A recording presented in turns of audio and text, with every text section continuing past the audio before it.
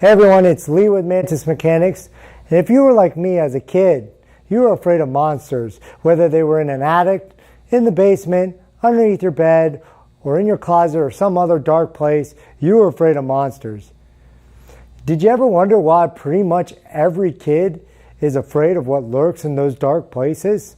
Are all kids just stupid babies with wild imaginations, or is there something else at play here?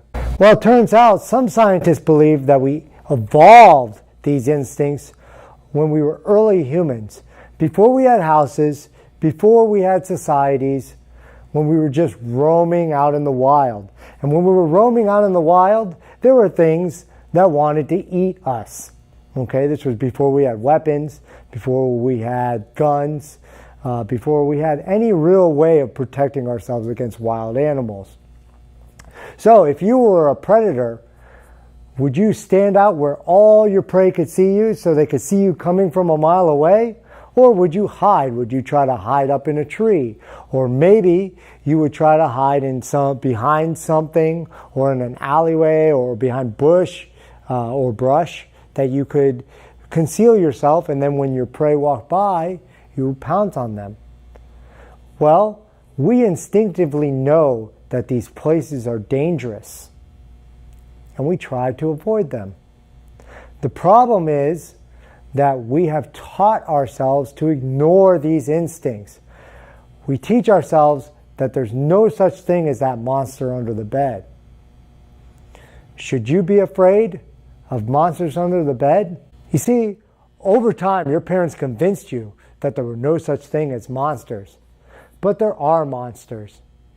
Every time you looked underneath that bed, every time you looked in that closet, there was never a monster there. So, because there was never a monster in your closet, you believe that monsters don't exist. Truth is, there are monsters in this world, and they are looking to harm you. So, the next time you're walking down an alleyway, or you're walking in a dark area, and something doesn't feel right, you get this weird feeling in your gut. Don't just go, oh, don't be stupid, just keep on going. There's no such thing as monsters. Trust your gut.